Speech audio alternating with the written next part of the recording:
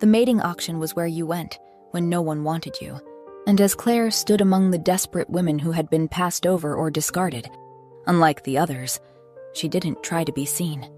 A heavy hood concealed her face completely, shadowing the truth she could never reveal.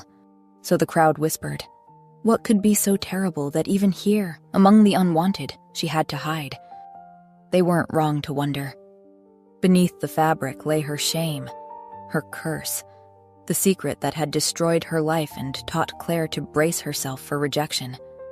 She would not be chosen if she concealed her face. She would not be chosen if she exposed it. Then the Alpha King arrived. Alien, beautiful, powerful, cold as winter itself, walked past princesses and noblewomen without a glance, and stopped directly in front of Claire. I'll take her, he said. The hall erupted in shock. Why would a king who could have anyone choose the one woman hiding her face? Claire didn't understand either, not until he made his terms clear. He would marry her, protect her, give her everything she needed. He would even swear never to look beneath her hood. But only under one condition. He would never love her. Neither of them understood how impossible that vow would be. Chapter 1. The women had been arranged in a line on the raised platform like wares at a market, for tonight the great hall of Artoria held no coronation or treaty. It held a mating auction. This was where unmated wolves came when all other options had expired, when they were too old for a first marriage, too scarred by life or circumstance to find a proper mate. Wolves couldn't exist in a pack unmated. That would disturb the hierarchy their kind needed. Hence, the auctions. The men who came here were not seeking wives in the traditional sense. They sought second or third wives to tend homes, mistresses, and nursemaids. But none sought love. The crowd that had gathered was smaller than in previous years, the interested parties fewer. The auctioneer's voice droned on, listing bloodlines and basic qualities with all the enthusiasm of a man selling livestock he knew to be lame. One woman wept silently, tears tracking through carefully applied powder on her aging face. She'd been beautiful once. You could still see it in the bones of her. But time and 3 failed betrothals had brought her here. Another stood with her chin high, defiant despite the scar that ran from temple to jaw. A third stared at nothing, her expression blank, her hands curved protectively over her belly. Pregnant and abandoned, most likely. The last figure in the line drew the most attention, however. The attention of whispers and sidelong glances rather than open stares. She stood apart from the others, shrouded completely in a hooded cloak of dark, heavy fabric. Not even her hands were visible. The hood hung low over her face, revealing nothing. She might have been beautiful. She might have been monstrous. And that, perhaps, told the crowd everything they needed to know. "What's wrong with that one?" a merchant muttered to his companion. The whispers rippled through the hall like wind through grass. What could be so wrong that even her face must be hidden? Beneath the hood, Claire felt every eye like a physical touch. This was it. The end of everything. If she wasn't chosen today, if no one was desperate or foolish enough to take a woman whose face they couldn't see, her father would be within his rights to sell her as a slave. He was standing near the edge of the platform with her sister Celia, pretending not to know her. "Who would buy a hooded woman, sight unseen?" her father had said, and he'd been right. At best, they would demand to see beneath the hood first. And that would be so much worse than not being chosen at all. The auctioneer had moved on from the pregnant woman when the great doors burst open. Every conversation died mid-word, every head turned. An alpha presence rolled through the doors like a wave, and it wasn't the ordinary dominance of a strong wolf. This was the kind of power that came from bloodlines so pure, so undiluted, that they were more legend than wolf. Claire felt it even beneath her hood. "The Alpha King!" the auctioneer gasped. "Gods above, what is he doing here?" The whispers started immediately, shocked and disbelieving, rippling through the crowd. "That's impossible," someone added. "Why would the king come to a mating auction?" Alpha King Elian of Artoria walked into the hall as if he owned it, which Claire supposed he did. He was tall, taller than any man in the room, with blonde hair falling past his shoulders in a pale gold that looked almost silver in the torchlight. Rumors said he was so beautiful it made noblewomen compose terrible poetry, and princesses from distant kingdoms invent reasons to visit Artoria. But Claire thought, beautiful didn't cover it. Beautiful was too soft a word for these cheekbones, these pale gray eyes, cold and clear and absolutely merciless. Several of the nobles stepped back, as if distance might protect them from whatever this was. Because this made no sense. None at all. Kings didn't come to mating auctions. Kings, especially this king, could have empresses, could have anyone, anything. So why was he here? Elian stopped in the center of the hall, and his gaze swept over the platform. His expression revealed nothing. "Continue," he said. It took the auctioneer 3 tries to find his voice. "Your Majesty, we are honored by your—" "I said continue," the king said. He'd begun walking toward the platform, the crowd parting before him. Claire felt him approaching and fought the urge to run. She heard his footsteps stop at the first woman, the one who'd been weeping. A long pause. Claire imagined him studying her, weighing her worth. The footsteps moved on. Another pause. The scarred woman, perhaps. More consideration. More dismissal. He continued down the line. And then the footsteps stopped, directly in front of her. Claire's breath caught in her throat. She kept her head bowed, staring at the stone beneath her hood. The silence stretched. No one in the hall dared to breathe. And then, cutting through it like a blade through silk, cold and final and absolutely certain, the king announced, "I'll take her." There was only silence, and only when chaos erupted did Claire realize he'd meant her.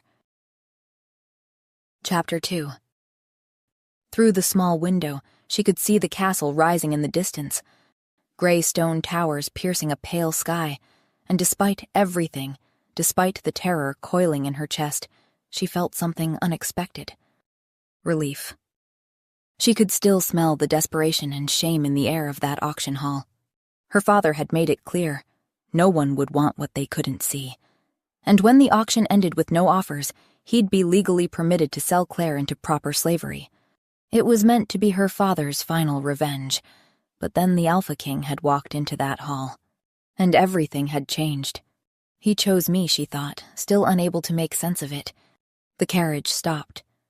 Claire's heart hammered as a guard opened the door and offered his hand. She took it with shaking fingers, stepping down onto smooth stone. His castle loomed above her, impossibly large, impossibly grand. This is madness, she thought. Why would he choose me? She followed the guard through corridors that seemed to stretch forever, her boots silent on thick carpets. Servants bowed as she passed, their eyes curious but not cruel. No one sneered. It was so different from her father's house that she felt dizzy. They stopped before a heavy wooden door. The guard knocked twice, then pushed it open. "The king will see you now, my lady." Claire's throat went dry as she stepped inside. The room was a study, shelves lined with books, a desk covered in maps and documents, a fire burning low in the hearth despite the summer heat. And standing by the window, backlit by gray afternoon light, was the Alpha King himself, Elian. He was tall. That was Claire's first coherent thought, and when he turned to look at her, she felt the cold radiating from him like a physical force, as if winter lived in his bones. She dropped into a curtsy, her hood slipping forward. "Your Majesty." "Rise," he said. His voice matched everything else about him. Distant, controlled, empty of warmth. Claire straightened, her heart pounding so hard she was certain he could hear it. Through the fabric of her veil, she could make out was the hard line of his jaw, the coldness in his eyes as they passed over her without interest. No curiosity at all about what lay beneath her disguise. "Your Majesty," she began, her voice barely steady. "I never meant to deceive you." "Deceive me?" he asked, sounding surprised. "Yes," Claire nodded. "The veil, He raised one hand, cutting her off. "I don't need to know. The wedding will take place in 3 days. That's all you need to concern yourself with." Claire blinked. "Your Majesty, please," she implored. "Before you look, you have to understand the reason I wear it. If you'd just let me explain, I will not be looking." The statement hung in the air between them, flat and final. "Excuse me?" Claire asked. Elian turned fully toward her, his expression unchanged. "You've hidden your face. I assume that's because it isn't pleasing to look upon." Beneath her veil, Claire grimaced. He wasn't entirely wrong, but he wasn't entirely right either. Not that she could explain that. Not without revealing everything, which she would rather die than do. Though, lying to her king, her future husband, was death. He had to know. "Your Majesty, wait." Claire took a step forward. "Before we marry, you should know the truth about me, about why I—" He paused at the door, didn't turn to look at her. "You will be my wife," he said quietly. "But other than that, I have no interest in seeing you. Ever." Claire stood frozen, trying to process what he'd just said. No interest in seeing her. Not just now. Ever. "Your Majesty," she managed, "even if you never wish to see me, others will. People will talk. They'll let you know what I look like. I would prefer you hear it from me before the ceremony." "Before you feel betrayed," she didn't say. Elian finally turned, and for the first time his eyes focused on her fully. Cold eyes, gray as winter frost. "If you would prefer that no one ever sees you," he said slowly, "then it shall be so." Claire gaped at him. "What?" "You are to be queen. You will receive jewels and palaces and titles and land. Receiving veils and a staff which ensures you are never looked upon directly on top of that is no hassle, I assure you." She couldn't speak. This was too good to be true. It had to be. Why would he choose her? Why would he allow her to keep hidden? He could have married a beautiful princess, pleasing to look upon. Someone he knew, someone with a bigger dowry. "If that is all," Elian said, already pulling the door open, "I'll see you at the cathedral." And then he was gone. Claire stood alone in the study. She should refuse. That was the logical choice. Go back to her father, accept her punishment, face whatever fate awaited her there. Because this strange offer from a cold king who wanted a wife he'd never look at, felt like a trap. But then she remembered the look in her father's eyes the last time she'd seen him. Pure hatred. The kind of loathing that had burned there for years. The labor of his wife's affair, he'd called her, a stain on his family's name. He would have sold her into slavery with a smile. The Alpha King had looked at her with nothing. No hatred, no disgust, not even disdain. Just cold indifference. And he'd offered her something she'd never dared hope for, permission to stay hidden. Claire touched the fabric at her throat, feeling the weight of the hood against her shoulders. Cold over cruelty, she thought. I'll choose cold over cruelty every time.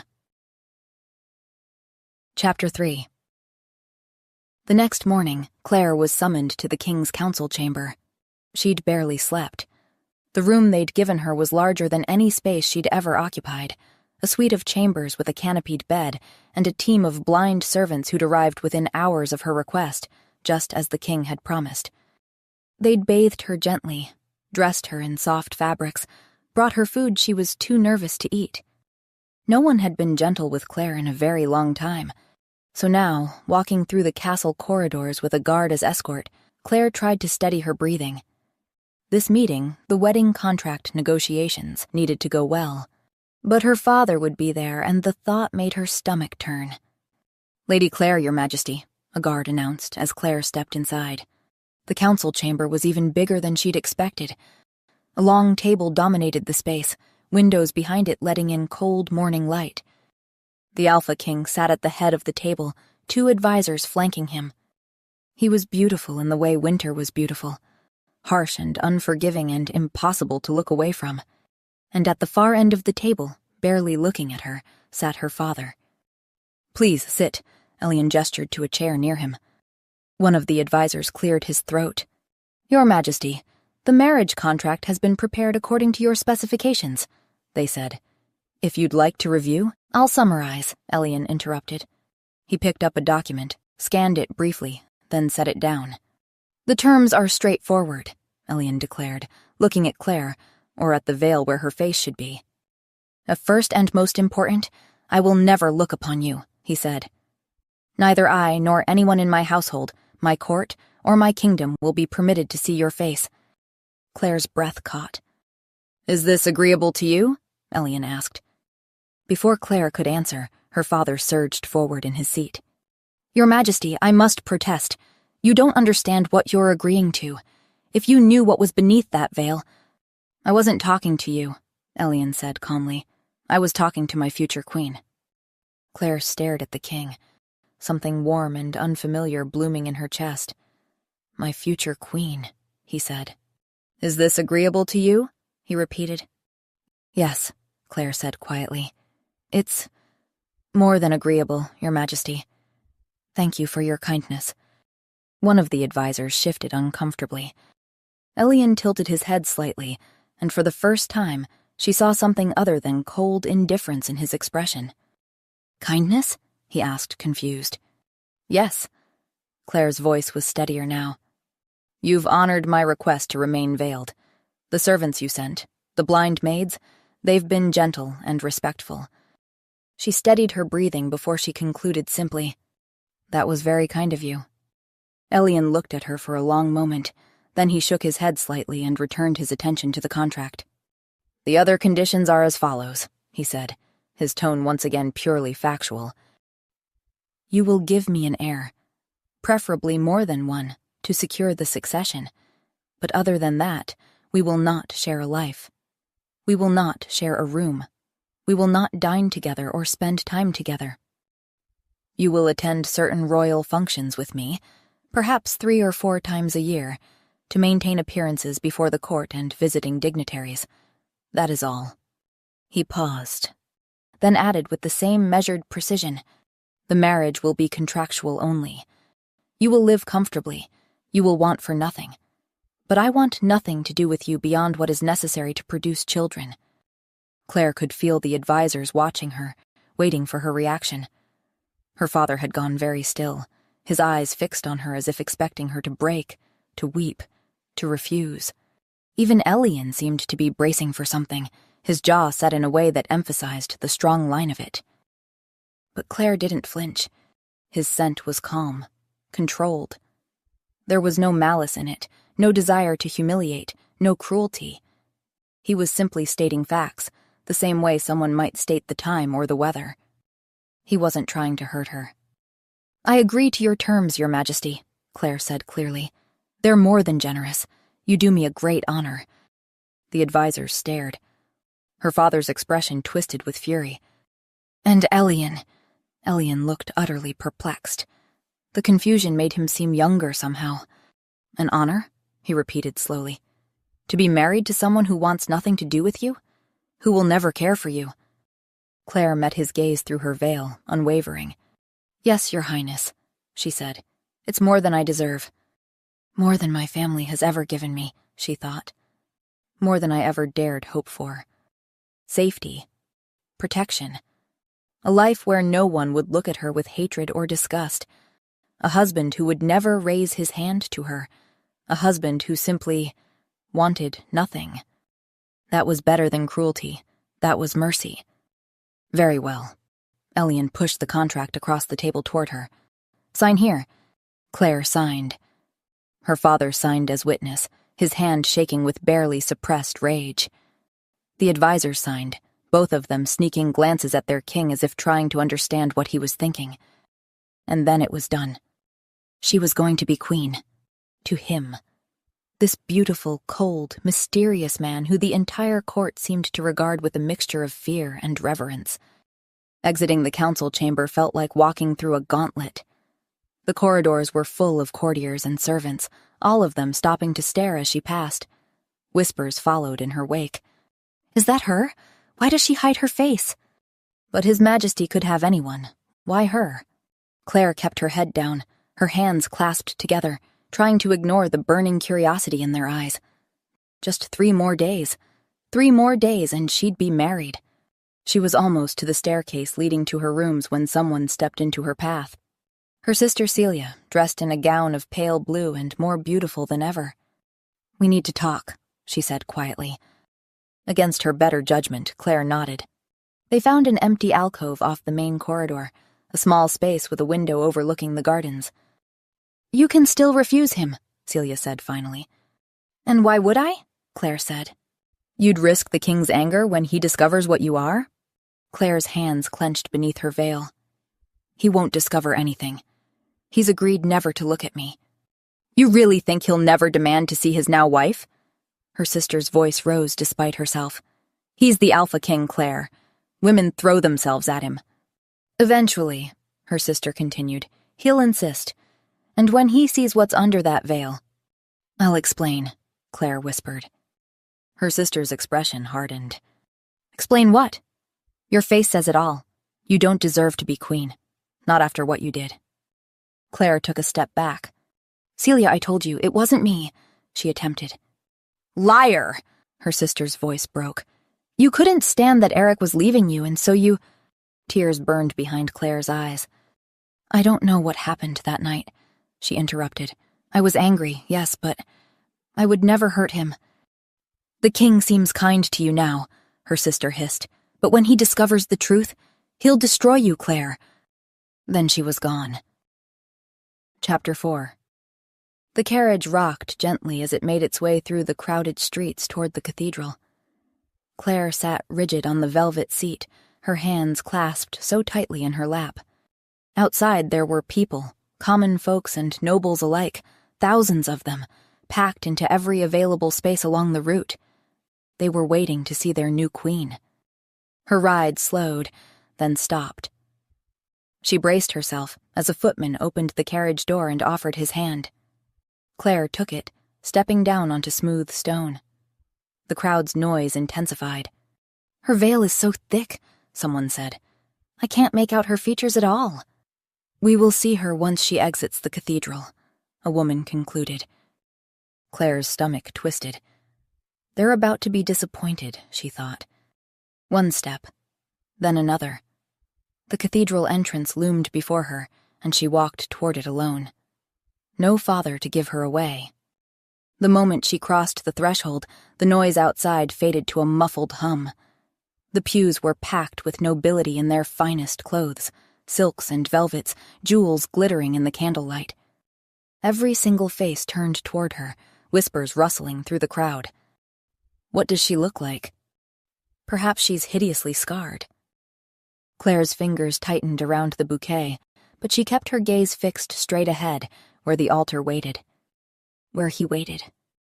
Elian stood perfectly still. He wore black, of course he did, formal clothing that emphasized the breadth of his shoulders, and even from this distance, Claire could see the sharp lines of his features, the cold beauty that made him look like something carved from ice. He was watching her approach, but his expression revealed nothing. Just that same blank, perfect control he always showed. And as she approached, she noted his scent didn't betray anything either. How does he do that? She wondered. Most wolves couldn't control their scent so completely. Emotion always bled through. The priest began the ceremony, his voice echoing through the vast space. Claire barely heard the words. She was too aware of Elian standing beside her, radiating that strange coldness that shouldn't exist in a shifter's body. Alphas ran hot, everyone knew that, but Elian felt like winter itself. "The vows," the priest intoned. Claire snapped back to attention. "Do you, Elian, Alpha King of Artoria, take this woman to be your wife, your queen, your mate?" Elian's voice was steady, emotionless. "I do." Then he turned to her, and Claire felt the weight of his gaze even through the layers of fabric covering her face. "I will never love you," he said, leaning closer. "Please understand that." Claire nodded. "I understand, Your Majesty," she said. "Do you?" Doubt flickered behind his eyes, guilt also. "Truly?" he insisted. "Yes." And she did. Whatever reason he had for this strange marriage, she understood that love was not part of the bargain. She could live with that. The priest was looking at them expectantly, confused by the delay. Elian straightened, returning his attention to the ceremony. "The rings," he called out. The moment his fingers closed around hers, she gasped. He was cold, not just cool, but genuinely cold, as if he'd been standing outside in winter without gloves. Claire couldn't help staring at their joined hands. His palm was larger than hers, his fingers elegant and strong, but the temperature— how was this possible, she wondered. "Your finger," he prompted gently. She fumbled, pulling off her glove with shaking hands. Elian slid the ring onto her finger with practiced ease, his touch remaining cold throughout. "By the power vested in me," the priest said, "and before these witnesses, I now pronounce you husband and wife, alpha and queen, mates bound by sacred vow." The claiming. They needed to claim each other verbally since the physical claiming, biting, marking, would require her to reveal her neck, her skin. Things she couldn't do here. "I claim you as mine," Elian said, his voice carrying through the cathedral. "My wife, my queen, my mate." Claire's wolf stirred restlessly inside her, but she felt no snap of a mate bond, no overwhelming pull or certainty. That would come later, she knew. In private, when they completed the physical claiming. "I claim you as mine," she echoed. "My husband, my king, my mate." The priest smiled. "You may kiss your bride, your majesty." The cathedral went utterly silent, waiting to see what would happen. Would he lift the veil? Would they finally see the mysterious queen's face? Claire's heart hammered against her ribs. "Your majesty," she whispered, "will you not look at me?" Elian tilted his head slightly, studying her veiled face. "Do you want me to look at you?" he asked quietly. "No," Claire breathed, "but you should." She could see his eyes now through the sheer fabric closest to her face. Gray eyes, like winter storms. "You've made your wishes clear," Elian said, "and I will honor them." Before she could respond, he took her hand, that same cold grip, and lifted it to his lips. The kiss was gentle, formal. His lips were as cold as his hands, pressing against her gloved knuckles for just a moment. It wasn't what anyone expected. The crowd murmured in confusion and disappointment, but Claire stood frozen, her hand still tingling from that brief contact. He kissed my hand instead, she thought dazedly. He could have demanded to see my face, but he respected my wish. "Thank you," she whispered. Outside, the crowd's roar hit them like a physical force. The noise was deafening. Thousands of voices all talking at once, expressing their shock and confusion. The queen was still veiled. Something must be terribly wrong, the crowd murmured, and yet the king didn't seem to care. How strange. How utterly, completely strange. Chapter 5. Claire sat on the edge of the bed, hands folded in her lap, trying to control her breathing. The blind maids had prepared her. They'd bathed her in rose-scented water, brushed her hair until it fell in soft waves down her back, and dressed her in a nightgown. Then they'd left her alone in the candlelit chamber to wait. For her husband. For the consummation of their marriage. It had been just words on a contract before. "You will give me an heir." Easy to agree to when it was theoretical, but now it was real. Now it was happening tonight. 3 soft knocks at the door made her jump. "Come in," she managed. Elian stepped inside, and Claire's breath caught. He'd changed from his formal wedding clothes. The elaborate jacket was gone, leaving him in just a white shirt, unlaced at the throat, the fabric loose enough to reveal the strong column of his neck. His hair was disheveled, as if he'd run his hands through it, and in the soft candlelight, he looked like a man, not a king. Beautiful and somehow vulnerable in his simplicity. He closed the door behind him with a soft click that seemed to echo in the quiet room. They were alone now, and Claire's heart hammered as Elian's gaze swept the room before settling on her veiled face. Even across the distance, she felt the weight of that look, and panic flared. "I will wear this," Elian said quietly. He reached into his pocket and withdrew a strip of black silk. "A blindfold. If you're worried, I might see you. Even accidentally." The thoughtfulness of it made her throat tight. "All right," Claire said softly. "Turn around." Claire's hands shook as she reached up to tie the blindfold. She had to step closer, had to rise on her toes to reach. Up close, she could see everything the distance had hidden. The individual dark lashes resting against his cheeks, a small scar at the corner of his mouth. She secured the blindfold, her fingers lingering perhaps a moment too long against his skin. The last candle went out. Complete darkness fell over the room like a blanket. Her heart hammered so loudly she was certain he could hear it. She could hear his breathing, steady and controlled. But she could also feel something else. A subtle shift in his scent, the winter sharpness giving way to something warmer beneath. She heard him move closer, felt the temperature drop as his body neared hers. "I can smell your nervousness," he said quietly. His words made her more nervous. Of course he could smell it. The anxiety, the anticipation. His hands rose slowly in the darkness, giving her time to pull away. When she didn't move, his palms settled gently on her shoulders. His hands were large and cool against her bare skin, his palms spanning from the curve of her shoulders toward her collarbones. But it wasn't just the touch. It was the care in it. The gentleness. For a long moment, he simply held her like that. His thumbs began to trace small, soothing circles against her skin, and Claire felt herself relax into the touch. He's being kind, she thought, even now. Slowly, Elian's fingers slipped beneath the thin straps of her nightgown. He paused, a question in the stillness. Claire made a soft sound of assent. He slid the straps down with aching slowness. First one shoulder, his fingertips trailing lightly against her skin. Then the other, the same careful gentleness. The silk clung to her breasts for a moment before whispering down her body, pooling around her feet with a soft sigh. Elian's hands remained on her shoulders, neither moving nor retreating, just holding, anchoring. His scent was changing, growing richer, deeper. Something warm and masculine that made her wolf stir with interest. Claire reached for him with trembling hands, finding the edge of his shirt. Her fingers fumbled with the remaining buttons, clumsy with nervousness and anticipation. His skin was cool and smooth, stretched over solid muscle that shifted beneath her palms. She explored cautiously in the darkness, mapping what she couldn't see. The breadth of his shoulders, the firm planes of his chest.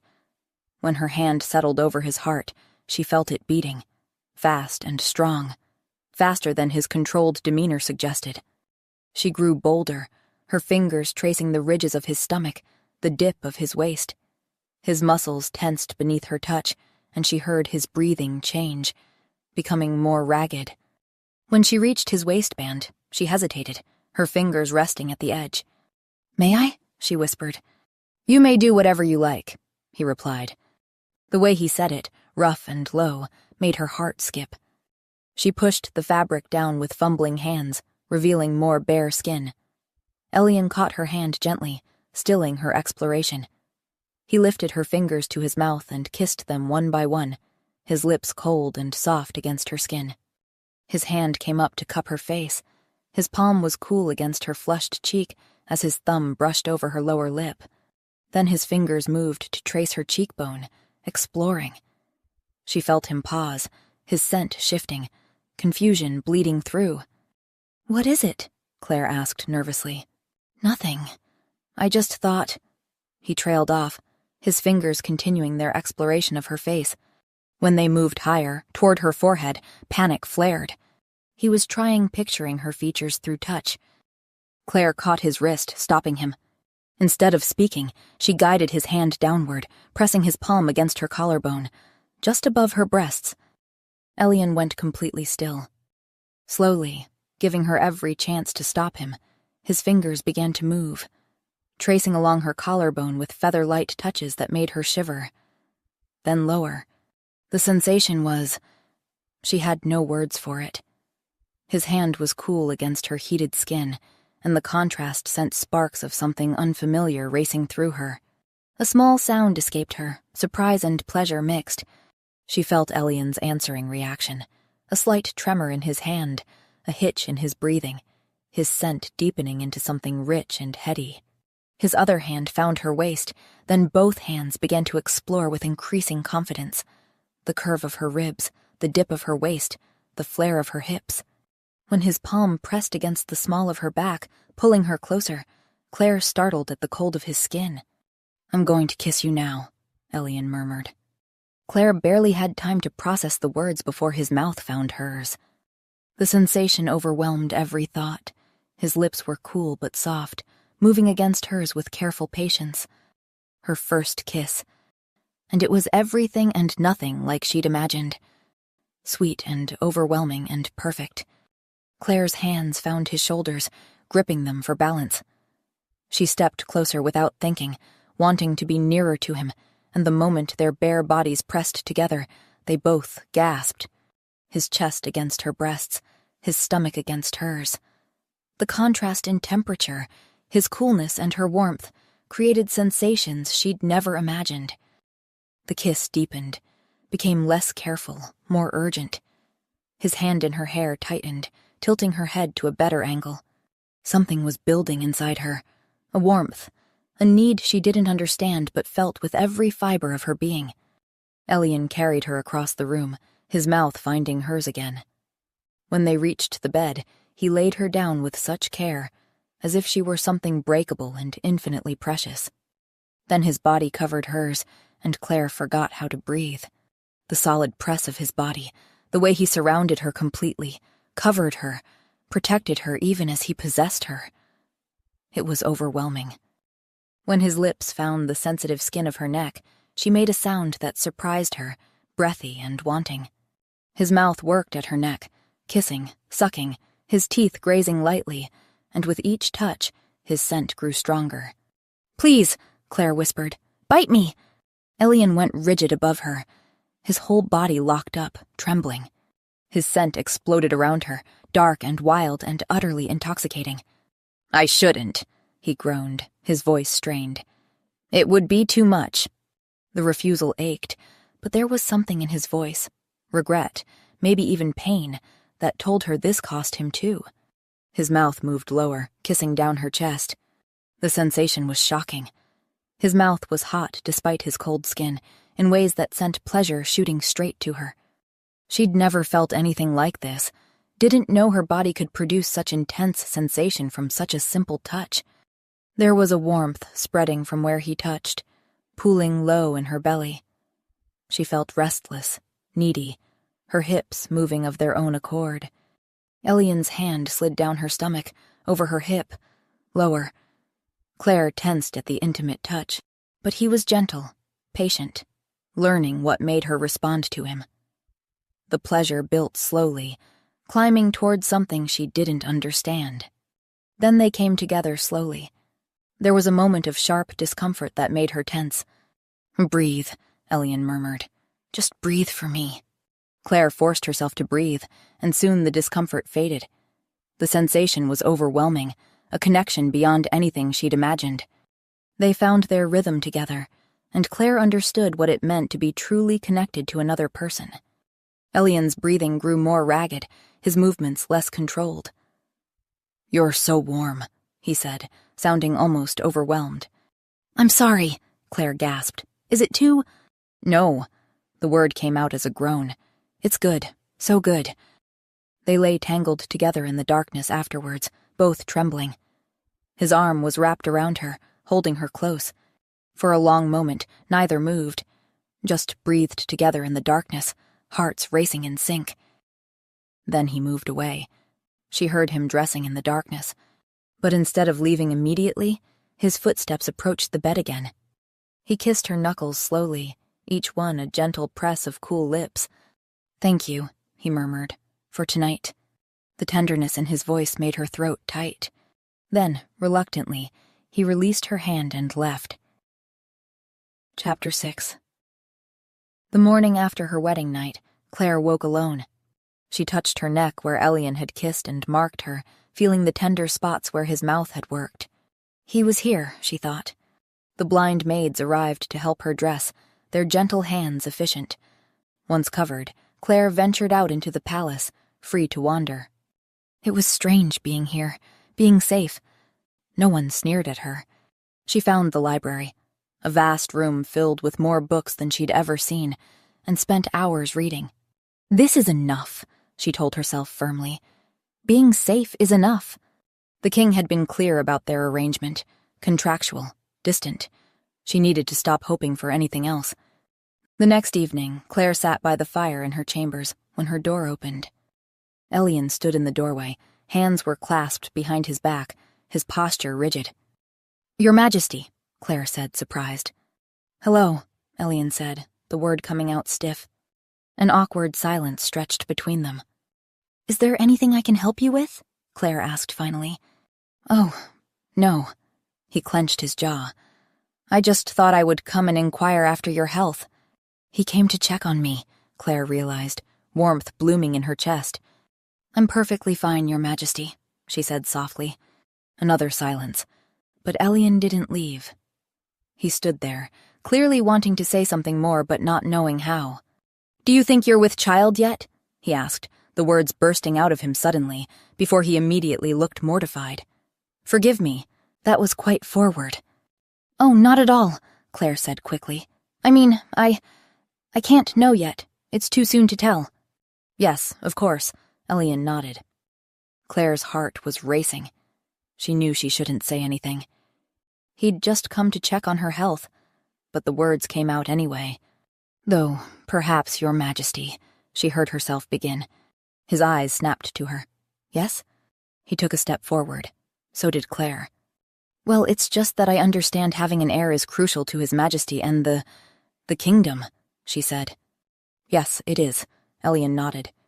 "Then perhaps, I've heard that more frequent—" She hesitated, feeling her cheeks burn. "The more frequent the union, the greater the chances at conception. Perhaps it would be good to—" "Yes," Elian interrupted, sounding almost relieved. They barely made it to the bed. Elian's hands were everywhere, gripping her hips, tangling in her hair, pulling her closer, and the following day, Claire admitted to herself that she liked that he'd visited her. Would very much like him to do so again. But he'd said, repeatedly, that once she was pregnant, their physical relationship would end. "I need advice," she said quietly to her maids, about pleasing one's husband." The eldest spoke. "There is someone who might help, Your Majesty." Lady Regina was a high lord's mistress, beautiful, sophisticated, and apparently quite knowledgeable about matters of the bedchamber. She received Claire in her apartments with a knowing smile. "Your Majesty," Regina said warmly, "how may I help you?" Claire twisted her hands together. "You understand, it's purely for the kingdom's sake. It's important I conceive a child for His Majesty." "Of course," Regina said smoothly. "So it's important that he comes back. So we keep trying," Claire said. "Very important." Regina's eyes sparkled with amusement. "Then what do I do?" Claire asked desperately. Regina smiled. That night, when Elian returned, and he did return, appearing at her door as the sun set, Claire put Regina's advice into practice. She was bolder, more confident. She touched him the ways Regina had suggested, kissed him in places that made him groan. Her husband seemed very pleased. He returned the next night. And the next, far more frequently than was strictly necessary for conception. But after a week, Claire realized she wanted more. She wanted him to stay through the night instead of leaving while she was still catching her breath. So she went back to Regina. "How do I—" Claire hesitated. "How do I get him to hold me afterwards?" Regina studied her for a long moment. "His Majesty isn't known to have many mistresses," she said. "And the ones he has taken in the past never lasted more than one night. So you're already doing something right." She leaned closer. "But if you want to get him to actually sleep with you, in the proper sense—" Claire held her breath. "Yes?" "Exhaust him," Regina said solemnly. So Claire put all her newfound knowledge to use. She begged for his touch. She did things to him that made him curse and lose himself completely. They made love once. Twice. She coaxed him back to arousal a third time and a fourth time. By the time dawn approached, Elian collapsed beside her. his arm coming around her waist automatically, pulling her back against his chest. Within moments, his breathing evened out into sleep. Claire lay very still, hardly daring to breathe, delighted beyond measure. In the morning, her fingers found the edge of his blindfold, touching it gently. "You really don't mind?" she whispered. Elian smiled. "I would like to see you," he said quietly. "Very much. But not if you don't want me to. Not if it would make you unhappy." He pressed a kiss to her shoulder and pulled her closer, and Claire felt like she might float away from happiness. "Why can't you love me?" she wanted to ask. "When you are already so good to me?" She dared not ask. He respected her desire to conceal her face. She'd respect his. And every evening, without fail, Elian came to her chambers. Though one night, she woke to find him shivering beside her despite being buried under blankets. His skin was like ice against hers. Claire slipped from the bed and added more logs to the fire, building it up until the room was almost uncomfortably warm. It became a pattern. She'd wake in the night to tend the fire. She had the servants bring warmer clothes to his chambers. One evening, after he'd arrived looking particularly pale, Claire finally asked, "Is something wrong?" "What do you mean?" Elia replied, confused. "You're always so—" Claire hesitated. "We shifters tend to run hot, Elian, especially alphas like you. But you're—" Elian tensed beside her. "It's a family condition," he interrupted. His tone made it clear he didn't want to discuss it further. That night, after they made love, instead of dressing to leave, he lay beside her in the darkness, still wound tight. "Something is troubling you?" Claire asked softly. A long pause, then, "Trade negotiations," he explained. "An old agreement is coming to an end with a foreign kingdom because we can't provide potions like we used to." "Why not?" "Because most witches are banned from practicing their craft," he said, frustration clear in his voice. Claire's heart skipped. "You think they should be allowed to use magic?" she asked carefully. Elian tensed beside her. "No, I suppose not." Claire said nothing, afraid to push. And eventually, he continued. "I don't know. My father was against it. His father before him. They said witches needed to be carefully watched." "Perhaps," Claire ventured carefully, "there's a way to watch them carefully while still allowing them to practice, under supervision?" "How would that work?" Elian asked, sounding intrigued. They talked for hours, discussing possibilities. Eventually, Elian's breathing evened out as he drifted to sleep, still holding her. Claire lay awake, proud that he'd asked her opinion, that he'd shared his frustrations with her.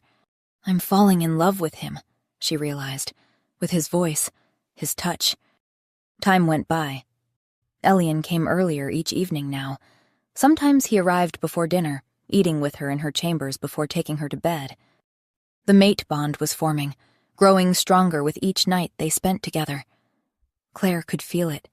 She craved him when he was away, and he seemed to crave her just as intensely. Some nights they barely spoke, just fell into each other with desperate need. It went on like this, until one evening Claire waited until after they'd made love, until Elian was relaxed and content beside her, before she told him, "I'm pregnant." He sat up, his hand finding her stomach in the darkness. "You're certain?" "Yes," Claire nodded. "The healer confirmed it today." For a long moment he said nothing. Then, "We're having a child." The joy in his voice was undeniable. He pulled her close, his hand still resting on her stomach. "Thank you," he murmured against her hair. Claire's throat tightened with emotion, but beneath the joy was worry. He has what he needs now, she thought. An heir. He'll stop visiting. Why would he keep coming when the purpose is fulfilled? But the next night, he returned. And the night after that. If anything, he was more devoted than before, more possessive. He made plans for the baby, talking about nurseries and nurses and what they'd teach their son or daughter. His voice was warm with excitement, with love.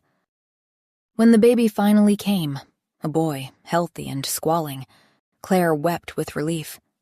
The midwife brought him to Elian, who stared down at the tiny face with wonder, joy, fear, love. So much love. Claire began to cry. Not tears of joy, tears of fear and heartbreak and loss, because it was over now. He had his heir. He didn't need her anymore. Elian's smile vanished immediately. "Claire, what's wrong?" His hands found hers, gripping them tightly. "Are you in pain?" Claire shook her head. "Tell me," Elian said, his voice breaking. "Please, tell me what's wrong." "You're going to leave," Claire managed between sobs. "You'll stop visiting and I'll lose you." "What? No!" Elian looked stricken. "No, Claire, of course not." "But that's what you said," Claire cried. "You said you'd never love me, that once I gave you children, we'd have nothing more to do with each other."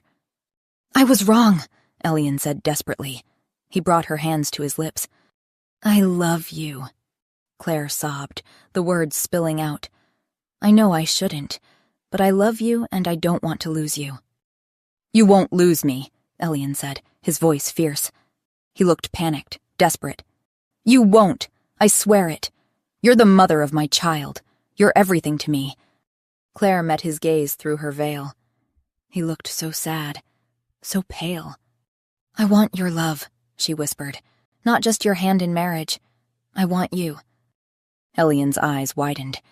And then, without thinking, spontaneous and immediate, he said, "You have it. Of course you have it." He froze, as if hearing his own words for the first time. Claire's heart soared. "Do I?" she whispers. "Have your love?" "Yes," Elian breathed. "I love—" He stopped mid-word. His eyes went wide with pain. His hand flew to his chest, clutching at his heart. "Elian!" Claire struggled to sit up. "Elian, what's wrong?" His face went even paler, white as snow. He tried to speak, but no words came out. His whole body convulsed. Then he collapsed. Chapter 7. "Help!" Claire screamed, clutching Elian as he collapsed in her arms. "Someone help! The king is dying!" "It's no use," Elian whispered, his voice barely audible. His eyes fluttered open, unfocused. "There's no cure. There never was." She touched his face with trembling hands. His skin was like ice, colder than she'd ever felt it. "Magic," Claire realized with dawning horror. "This is magic." "What's happening to you?" she whispered. Elian's hand found hers, his grip weak. "There's a curse," he said quietly, "on all the kings of my line. We cannot love." His eyes met hers through her veil. "If we fall in love, we die." Claire shook her head in panic.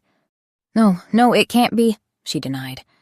"My ancestor, generations ago, he wanted to ensure the kings of Artoria would never be swayed by emotion." Elian's breath came in shallow gasps.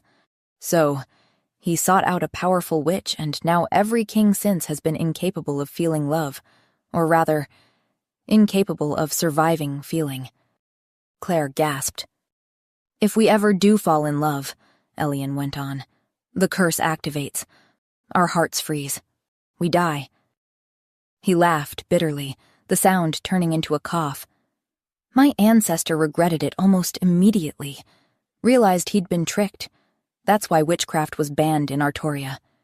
He blamed them for his mistake." Claire's mind raced as Elian's eyes closed. "I chose you because I thought I'd never fall in love with someone I couldn't see," he confessed.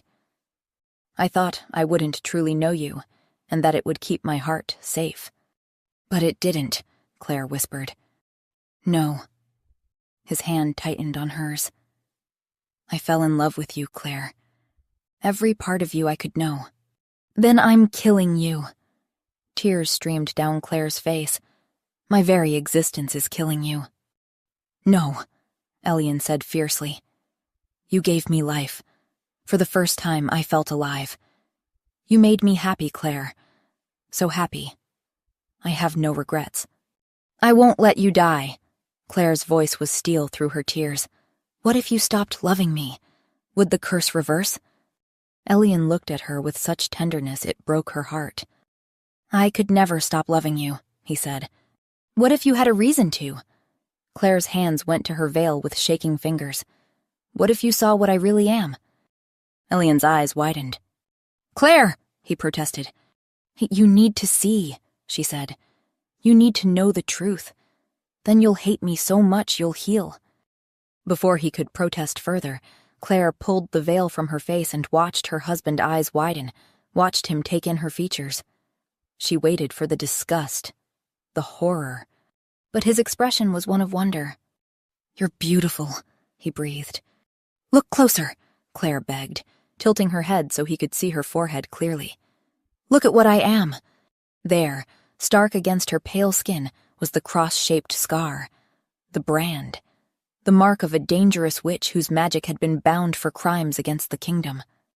Elian's eyes fixed on the mark, and Claire felt a flicker of hope. Surely now. Surely this will disgust him. But just in case it wouldn't be enough, she explained. "I was engaged once, to a nobleman. It seemed like my one chance at a normal life, despite what I am. But then he fell in love with my sister instead, the legitimate one. They planned to run away together." She paused, her fingers unconsciously touching the brand. "He died before they could leave, in a fire, an isolated magical fire that burned only him." Elian waited patiently for her to continue. "My elemental magic is fire," Claire admitted. "I was there that night. I was angry, and he died in flames. Everyone assumed I'd killed him in a fit of rage." "But you didn't," Elian said with utmost certainty. Claire met his eyes. "I was never allowed to practice my magic," she said. "It was always wild, uncontrolled. So I can't be certain I didn't do it." "Someone bound your magic?"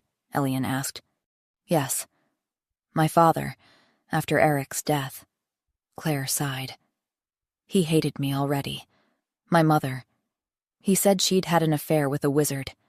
That's where my magic came from. He banished her for it, though she denied it until the day she died. When my magic manifested, when the man my sister loved died by fire," Claire's voice broke. "It gave him the perfect excuse to be rid of me." She looked down at Elian, at the frost spreading across his chest. "I'm a witch," she said. "Like the ones who cursed your family, like the ones your ancestor banned. I'm exactly what you've been taught to hate and fear. Let that kill your love for me. Let me be monstrous enough that you stop loving me and live." Elian reached up with a trembling hand and cupped her cheek. "How can you say that?" he said softly. "When I love you more now than I did a moment ago." "No," Claire protested. "You were willing to let me see your deepest shame, your greatest fear, just to break my curse."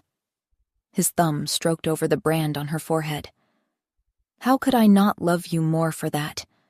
"Elian, please," Claire said. "You didn't kill that man," Elian said with certainty. "I know you didn't. Your magic responds to your emotions, and you're the kindest person I've ever known. Even in rage, even heartbroken, you wouldn't kill." He smiled weakly. "It doesn't matter," Claire said desperately. "I'm still a witch. I'm still branded. I'm still—" "The woman I love," Elian finished. "The mother of my child, my queen, and my mate, my everything." His breathing was getting shallower. "You've made me so happy, Claire." But even as he spoke, Elian's eyes fluttered closed. His hand fell from her face. The frost spread further across his chest. "Elian?" she gasped.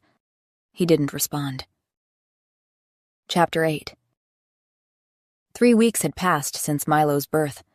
3 weeks of Claire barely sleeping, dividing her time between caring for her infant son and sitting vigil beside her dying husband. The frost had spread from his chest to cover most of his torso. His lips were blue, his skin translucent, and yesterday he'd stopped waking at all. "I want a witch brought to the castle," Claire said to the council. "A powerful one. Today." The councilors exchanged uncomfortable glances. "Your Majesty," the oldest began carefully, "witches are permitted only for minor healing. Small potions, light charms." "The king is dying," Claire cut him off. "The healers can do nothing. I am Queen Regent while the king is incapacitated, and I will use that power if I must. Bring me a witch, or I will disband this council entirely and find people who will actually help me save my mate." Silence. There's a powerful earth witch in the neighboring kingdom, the first counselor said reluctantly. We could send for her immediately. Do it, Claire commanded. The witch arrived that afternoon, an old woman with sharp eyes and gnarled hands. She examined Elian thoroughly while Claire hovered nearby, Milo sleeping against her shoulder. Ice magic, the witch said finally.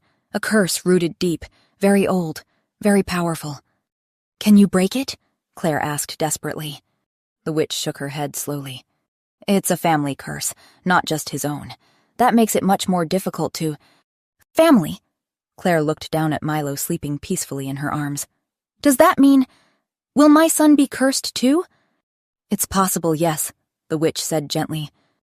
Claire felt like she couldn't breathe. Her baby, her innocent baby boy would carry this curse. There must be a way to break it, Claire said, her voice shaking. Against ice, fire would be most effective, the witch said. But unfortunately, I am an earth elementalist. I'm a fire witch, Claire said quickly.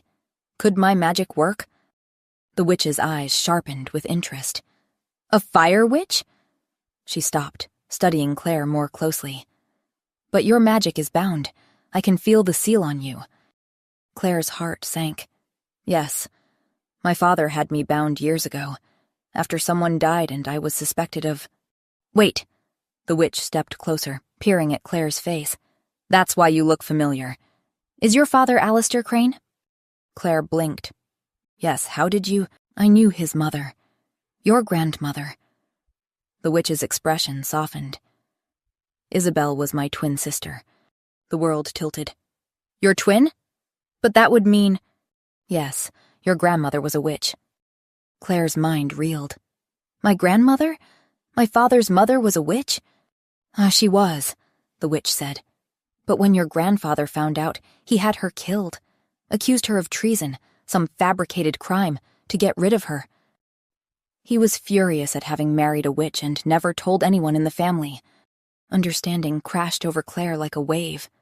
Her father had always hated her, always believed her mother had an affair because Claire had magic. But the magic hadn't come from an affair at all. It had come from him. I need to speak to my father, Claire said. I need him to release the bind. Claire rode through the afternoon, pushing her horse hard. She had no time to waste. The Crane estate loomed before her as the sun began to set. Claire dismounted and strode toward the entrance, flanked by two of Elian's personal guards. A servant tried to stop her. My lady, Lady Claire, your father is not receiving... He'll receive his queen, Claire said coldly. She pushed past into the main hall. Her father stood by the fireplace, a glass of wine in his hand.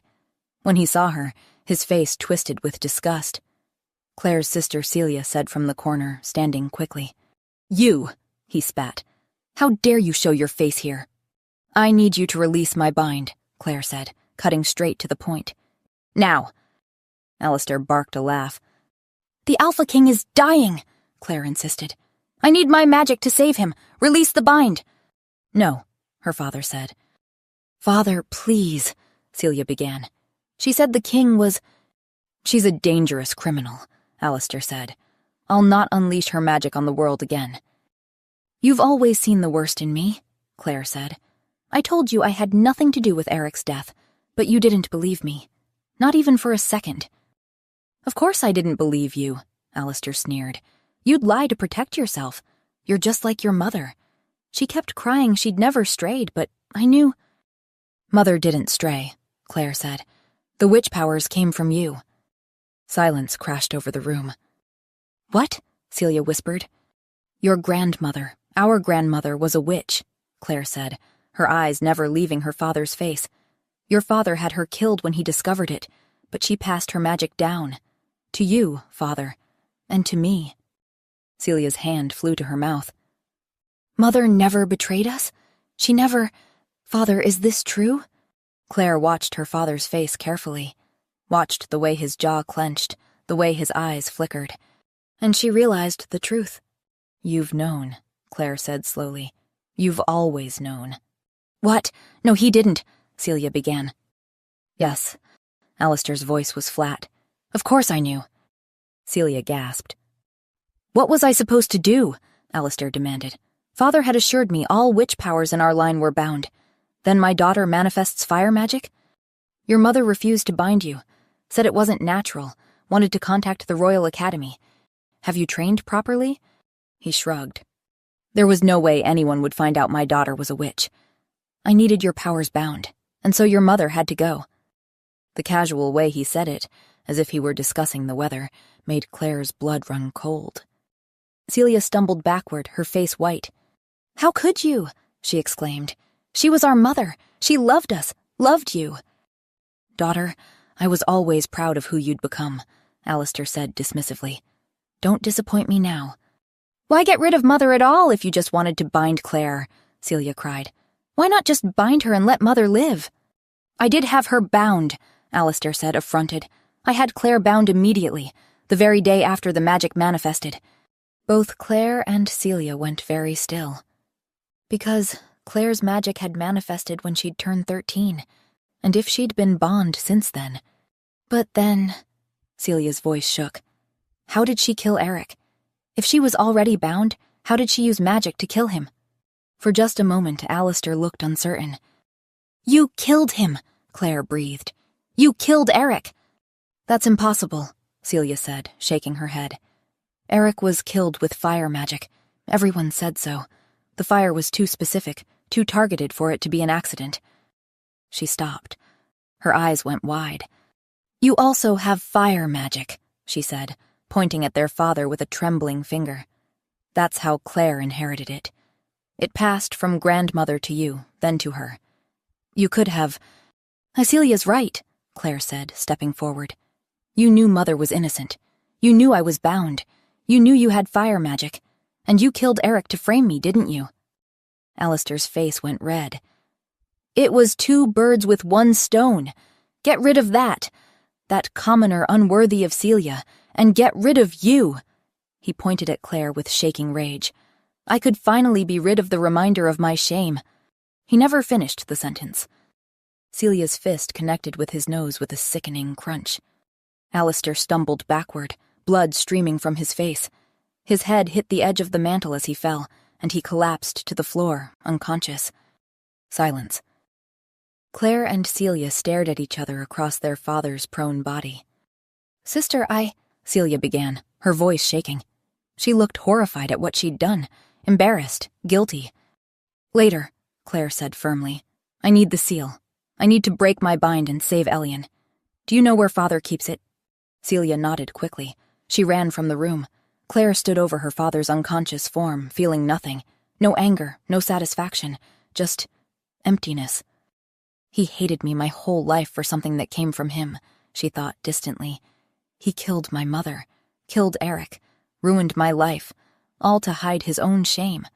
Celia returned breathless, pressing a small carved box into Claire's hands. Here, the seal is inside. Thank you, Claire said. I'll send for the guards, Celia said. Have Father arrested. Her voice broke. I'll testify about what he did, about everything. Claire studied her sister. This woman who'd hated her for years, who'd believed her a murderer, but who'd just punched their father and was now offering to stand against him. Thank you, Claire said again, softer this time. I'm sorry, Celia whispered, for everything, for believing him. Later, Claire repeated, but gently. After. We'll talk after. She pressed some of her guards to stay with Celia, then mounted her horse. The sun was setting as she rode back toward the castle, the seal clutched tight in her hand. 6 months later. Claire stood in the training courtyard, flames dancing between her fingers. The fire responded to her will now, controlled, beautiful, no longer wild. Good, the old witch said. Now shape it. Claire concentrated, and the flames spiraled upward, forming a perfect helix before dissipating. She desperately needed to catch up on years of having her powers bound. When the seal had broken, power had flooded back into her veins like water released from a dam. She remembered placing her burning hands on Elian's frozen chest, worried she'd hurt him. But the frost had melted. After days, his eyes had opened. Claire? His voice had been hoarse. You're alive, she'd sobbed. The memory still made her throat tight. "Your Majesty?" Claire turned to see Celia approaching with Milo. The baby squealed at seeing her. "Someone wanted his mama," Celia said, passing him over. Claire kissed his chubby cheek. "How was the council meeting?" Celia had taken a seat on the council after their father's lands and title were stripped. Alistair Crane now sat in a cell, convicted of murder and conspiracy. "Productive," Celia said. "The new academy for young witches is nearly complete." Claire smiled. Elian's first act after recovering had been to lift the ban on witchcraft entirely. "Your Majesty," a guard bowed. "The king requests your presence in the gardens." Claire's heart skipped, the mate bond singing. "Tell him I'll be there shortly." She found Elian by the roses, Milo napping against her shoulder. He looked healthy now. Color in his cheeks, warmth in his skin.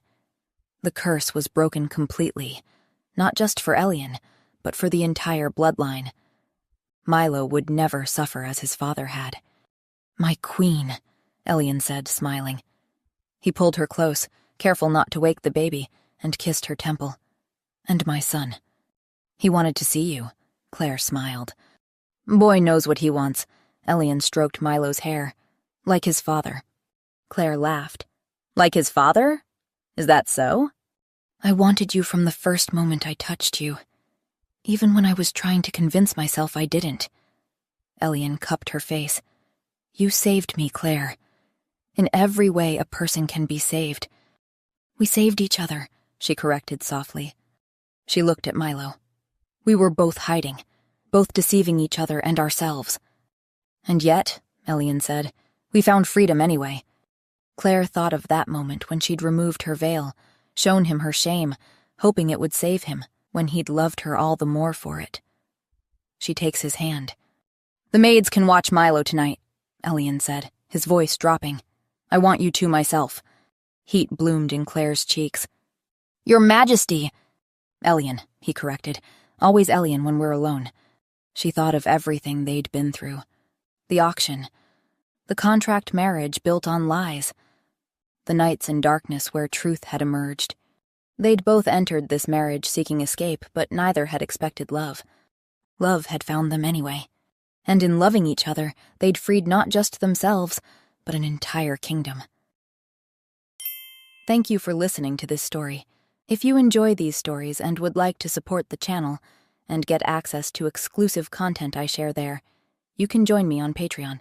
The link is in the description. Let me know what you thought. I always read your comments, and they mean more than you know. Lily.